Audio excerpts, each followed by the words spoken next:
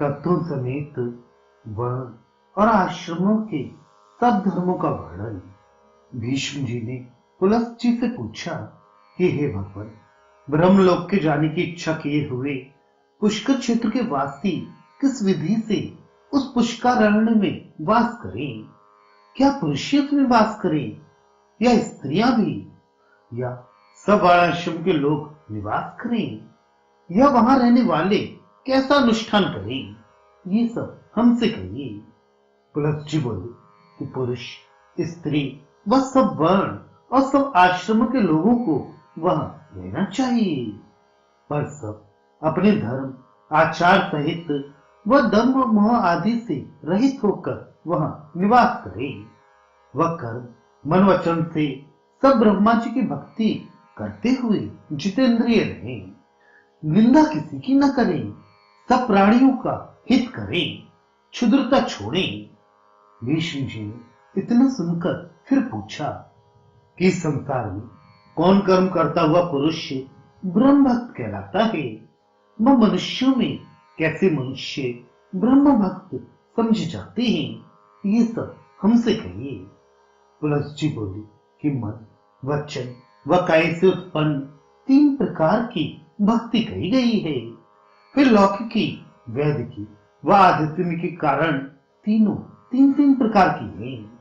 उनमें जो भक्ति ध्यान की धारणा से व बुद्धिपूर्वक वेद के अर्थों के स्मरण करने से उत्पन्न होती है, वह मानसी भक्ति कहलाती है। ये ब्रह्मा जी को बहुत प्रिय है। वह जो भक्ति वेद मंत्र पढ़कर नमस्कार करने, अग्नि में आहुति देने व श्राद्ध आदि करने व आवश्यक मंत्र स्तोत्र आदि के जब पाठ करने से उत्पन्न होती है, वह वाचकी भक्ति कहलाती है। वह जो भक्ति व्रत उपवास नियमों से व चित्त इंद्रियों के जीतने व रोकने से, कृच्छ, शांतपन तथा अन्य चांद्रायण आदि व्रतों के करने से, ब्रह्मकृच्छ उपवासों से वह इसी प्रकार अनिश्चित व्रतों के करने से होती है, वह काय की भक्ति कहलाती है। ये तीन प्रकार की भक्ति ब्राह्मणों के करने की योग्य है। और गोत्र, गोदुग्ध, गोदधि, रत्नदीप, कुश, जल, चंदन आदि सुगंधित वस्तु, पुष्पों की माला, विविध प्रकार के सोने चांदी आदि धातुओं के भूषण पात्र आदि देने, घृत मिलाकर गुग्गुल की धूप देने, काला करूर, अगर आदि देने, स्वर्ण आदि की माला, अंगूठी, बहुटा आदि धारण करने, नाचने, गाने, बजाने, सब रत्नों की सामग्री से पूजा करने, भक्ष्य, भोज्य, अन्न व पान करने के पदार्थों से पितामह ब्रह्मा जी के लिए जो पूजा मनुष्य द्वारा की जाती है, वह ब्रह्मा जी की लौकिक भक्ति कहलाती है। इस प्रकार लौकिक भक्ति कही गई। अब वेद की भक्ति कहती है, जो कि वेद के मंत्र पढ़ पढ़कर यज्ञ किए जाते हैं।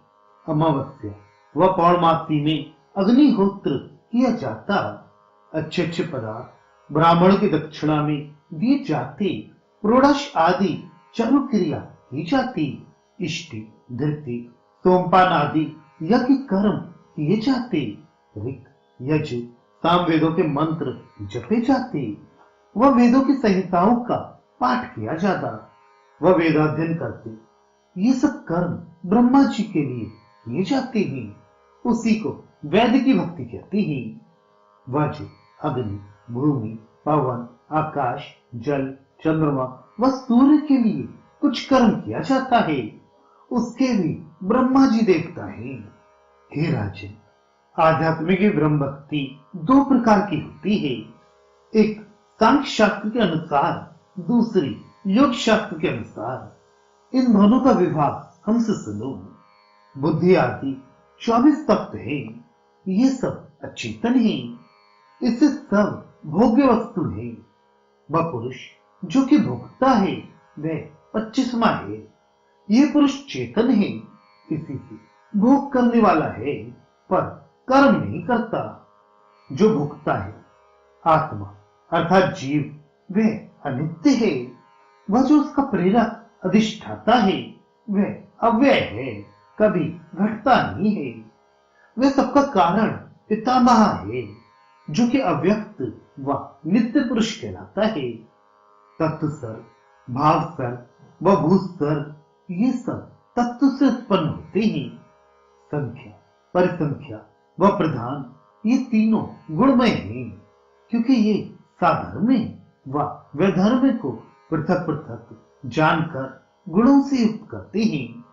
स्वसाधर्म्य तीन की होती है, एक प्रधान की, दूसरी पुरुष की, तीसरी ईश की।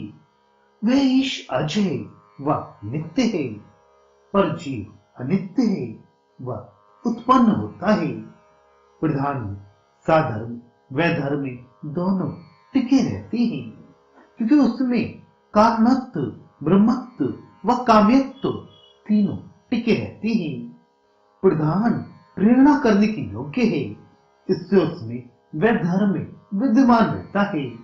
वह सब कहीं कर्ता ब्रह्म ही को है। वह पुरुष में अकर्तता है, क्योंकि बिना ब्रह्म की प्रेरणा के पुरुष कुछ भी नहीं कर सकता है। चेतनत्व प्रधान में भी है, पर ब्रह्मा का किया हुआ स्वतः नहीं, इसी से उसमें साधर्म भी है। ये सब तत्व कार्य कारण आदि के भेद से जो संख्या की जाती है तो 25 होते हैं, जैसे कि पृथ्वी, जल, तेज, वायु व आकाश, 5 महाभूत व गंध, रस, रूप, स्पर्श व शब्द, 5 उनके गुण, 5 ज्ञानेन्द्रियां, 5 कर्मेंद्रियां, मन, बुद्धि, अहंकार, जीव व ईश्वर, यही 25 तत्व हैं। संख्या शब्द स्त्रीलिंग है, वह संख्या अर्थात तत्वों की गणना करने ही से इस शास्त्र का सांख्य नाम अर्थ चिंतक विद्वानों द्वारा कहा जाता है। इस प्रकार तत्वों का संभाग व तत्वों की संख्या व ब्रह्म तत्व की अधिकता सुनकर पंडित लोग तत्व जानते हैं। वह सांख्य शास्त्र बनाने वाले सज्जनों ने संपूर्ण आध्यात्म की भक्ति इस प्रकार से कही है। अब ब्रह्मा जी ने योग शास्त्र के अनुसार भी जो आध्यात्मिक भक्तों की भक्ति है उसको चित्त लगाकर सुनिए। हम वर्णन करते हैं। पुरुष को चाहिए कि अपनी इंद्रियों को वश में करके प्राणायाम में तत्पर होकर ध्यानवान हो।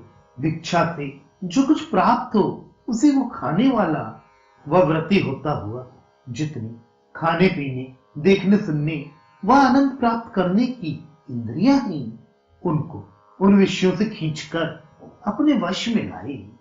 इस प्रकार धारणा को हृदय में करके ब्रजेश्वर ब्रह्मा जी का ध्यान करें। ध्यान में ऐसी मूर्ति का स्मरण करें जैसे अब बताते हैं।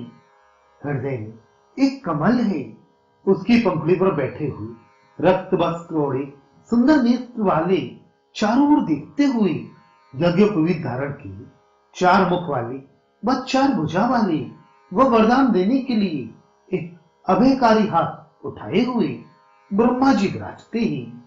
बस यही योग से उत्पन्न मानसिक सिद्धि ब्रह्म भक्ति कहलाती है। जो इस प्रकार की भक्ति करता है वह ब्रह्म भक्त कहलाता है। हे राजेंद्र, अब क्षेत्रवासी ब्राह्मणों की वृत्ति कहते हैं। सुनिए, जिसे एक समय विष्णु आदि देवताओं के सम्मुख में व और सबके निकट में ब्रह्मा जी ने अपने आप सविस्तार कहा है कि निर्मम रहे, अहंकार कभी न करे, निसंग रहे, किसी का संग न करे, कुछ वस्तु संग्रह न करे, अपने भाई बंधुओं में स्नेह न रखे, मिट्टी के ढेले व लोहे तथा स्वर्ण में सम स्नेह रहे, कर्मणा, मनसा व वाचा तीनों प्रकार से सब प्राणियों का नित्य हित करें। प्राणायाम करने में नित्य रत रहें। वह परमेश्वर के ध्यान में परायण, सन्यासी के धर्म में परायण, यजनशील वह सदा पवित्र रहना चाहिए। सांख्य शास्त्र व योग शास्त्र की विधि को जानते रहे। धर्म शास्त्र भी जाने, जिसमें किसी विषय में संदेह न रहे। बस जो क्षेत्रवासी ब्राह्मण इस विधि से परमेश्वर का यजन करते हैं, पुष्करण में मृतक होते हुए उनके पुण्य का फल हमसे सुनिए। वे लोग दुष्प्राप ब्रह्मा जी की साहित्य मुक्ति पाते हैं, जिसकी क्षय कभी नहीं होती, जिसको प्राप्त होकर फिर वे मृत्युदायक जन्म को प्राप्त नहीं होते, क्योंकि फिर लौट आने को छोड़कर वे लोग ब्राह्मी विद्या को प्राप्त हो जाते हैं, क्योंकि पुनरावृत्ति तो अन्य प्रपंच आश्रम वासियों की होती है। अब गृहस्थाश्रम की व्यवस्था बताते हैं। जब तक ब्राह्मण गृहस्थाश्रम में रहे, 6 कर्म नित्य किया करें, जैसे कि सदा तो होम करता रहे, तो अच्छे प्रकार मंत्रों का उच्चारण करके ये नहीं यूं ही अग्नि को उठा फेंके। जो ब्राह्मण पढ़ना, पढ़ाना, यज्ञ करना, यज्ञ कराना, दान देना, इन 5 कर्मों को नित्य करता है, वह आपातकाल में दान भी ले लेता है, उसको अधिक फल प्राप्त होता है, वह सब दुखों से रहित हो जाता है, और किसी लोक के जाने में उसकी गति नहीं रुकती, चाहे जहां चला जाता है। प्रातः काल की बाल सूर्य के समान प्रकाशित सुते जागे दिव्य ऐश्वर्य योग वाले व किसी करके भी न निवारण करने की योग्य ऐसे विमान पर स्त्री सहित अच्छे प्रकार आरूढ़ होता हुआ वह और भी हजारों स्त्रियों द्वारा युक्त स्वच्छंद गमन करता हुआ अपने मनमाना संपूर्ण लोकों में विचरता है। उसको देखकर और लोग इच्छा करते हैं कि क्या कहें, हमने ऐसा कर्म किया ही नहीं, हम भी सर्वधर्मोत्तम व धनी होकर ऐसे सुख भोगते। इस प्रकार बहुत दिनों तक स्वर्ग के सुख भोग कर जब वहां से नीचे आता है, तब उत्तम कुल में जन्म लेकर रूपवान व धर्मज्ञ व धर्म भक्त व सब विद्याओं के अर्थों का पारंगत होता है। वह जो ब्रह्मचर्य आश्रम में बसकर ब्रह्मचर्य से रहकर गुरु की शुश्रूषा करता है, वह वेदाध्ययन करता, वह भिक्षा से जीविका करता, वह जितेंद्रिय रहता है, नित्य सत्य व्रत में रुक्त रहता, वह अपने सब धर्म अच्छी तरह करता रहता है, तो संपूर्ण कर्मों से समृद्ध सर्व कामावलंबी व सूर्य की तरह प्रकाशित दूसरे विमान पर चढ़ा किसी के द्वारा भी न निवारित हुआ। गुहक नाम के जो ब्रह्मा सख्य गण पर सम्मत थे, कैसे क्या परिमेय बल व ऐश्वर्य वाली व देवदानवों द्वारा पूजित उनकी तुल्यता को वह उनके तुल्य ऐश्वर्य युक्त वाला पुरुष प्राप्त होता है। देवता, दानव व मनुष्य कोई भी उससे विरोध नहीं कर सकता है। कोटि सहस्त्र वर्ष तक व सैकड़ों कोटि वर्ष तक इस प्रकार की ऐश्वर्य सहित होता हुआ विष्णु लोक में पूजित होता है, तथा ऐसे विभूति युक्त वह पुरुष वह वास करके जब फिर च्युत होता है, तो विष्णु लोक से अपने कृत्यों द्वारा सर्व स्थान अर्थात उत्तम स्थानों में जन्म लेता है, अथवा जो पुष्करण में जाकर ब्रह्मचार्यम में टिककर वेदों के अभ्यास करके युक्त होता हुआ वास करता है, तब जब मरता है तब वे मृतक पुरुष अपने तेज से पूर्ण चंद्रमा के समान प्रकाशित दिव्य विमान पर चढ़कर चंद्रमा की तरह सब प्रियदर्शन होता हुआ गमन करता है। वह रुद्रलोक को जाकर गुहकों के संग सुख भोगता है। वह सब जगत के बड़े बड़े ऐश्वर्यों को प्रभु होता हुआ वह प्राप्त होता है। वह सहस्त्र युग तक भोग करके रुद्रलोक में पूजित होता है। फिर जब उस रुद्रलोक से क्रम पूर्वक नीचे चित होता है, तो वह नित्य प्रमुदित होता हुआ अनामय सुख को भोग करके द्विजों के दिव्य मंदिर व श्रेष्ठ कुल में जन्म लेता है। मनुष्य में वह पुरुष धर्मात्मा, सुंदर, रूपवान व महापंडित बृहस्पति के समान होता है। वह स्त्री को स्मरणीय बपू होता है, अर्थात उसका रूप देखकर सब स्त्रियां चाहती हैं कि यह हमारा पति होता तो अच्छा होता। वह महाभोगपति व बलि होता है। इस प्रकार ब्रह्मचारी के लक्षण कहे। वह जो पुरुष ब्रह्मचर्य आश्रम से वानप्रस्थ आश्रम को जाता है, उसको चाहिए कि जो अन्न ग्रामों में होता है उनका भक्षण न करे। ऐसा करने वाले की गति सर्वलोक विषय किस कर सकेगी, रोकी नहीं जा सकती। वह वृक्षों के सूखे पत्ते, फल, फूल, मूल, जल खा पी कर ऐसे ही रहे। तो भी जो कहीं से आ जाए, कोई अपने आप दे जाए, अपनी जीविका का कुछ उपाय अपने आप ना करे, चीर वल्कल आदि धारण करे, वस्त्र आदि कोई दे भी जाए तो भी ना पहने, सदा जटा खाकर रहे, त्रिकाल स्नान नदी तड़ाव आदि में करता रहे, दोष कभी न करे, दंड कमंडल सदा धारण किए रहे, कृच्छ चांद्रायण आदि सब व्रत करता रहे। जो वह शौपच हो चाहे और कोई हो, वह जाड़े के दिनों में रात्रि को जल के भीतर रहे, ग्रीष्म काल में पंचाग्नि तापे, वर्षा काल में बिना छाए स्थान में रहकर सब वर्षा का जल अपने सिर पर ले, कीड़ कांट व पत्थरों की भूमि पर शयन करे, जब तक बैठकर कुछ भजन स्मरण आदि करे, तब दृढ़वत होता हुआ वीरासन ही से बैठे, वन के अन्न तिन्नी पसाड़ी आदि भोजन करे, सब प्राणियों को कुछ भय ना पहुंचाए, नित्य धर्म ही इकट्ठा करने में निरत रहे, क्रोध व सब इंद्रियों को जीते रहे, ब्रह्मा की भक्ति से युक्त क्षेत्रवासी पुष्कर तीर्थ में मुनि होकर बसे, संग किसी का न करे, किंतु आत्मा राम रहे, किसी से किसी वस्तु की चाहना न करे। हे भीष्म, जो इस प्रकार पुष्कर में बसता है, उसकी जो गति होती है वो सुनो। तरुष के समान प्रकाशित, वेदी के स्तंभ के समान शोभित, स्वच्छंद गमन विमान पर चढ़कर ब्रह्म भक्ति करता हुआ यथेष्ट लोकों को जाता है, आकाश में दूसरे चंद्रमा के समान विराजमान होता है। वह गाने बजाने नाचने में तत्पर गंधर्व वह अप्सराओं से सेवित होकर सैकड़ों कोटि वर्ष पर्यंत वह बसता है। फिर जिस किसी देवता के लोक में जाना चाहता है चला जाता है, कोई उसे रोकता नहीं है। ब्रह्मा जी के अनुग्रह से ही सब कहीं विराजमान होता है। ब्रह्मलोक से भ्रष्ट होकर फिर वे विष्णु लोक को जाता है। वह विष्णु लोक से पतित होने पर रुद्र लोक को जाता है।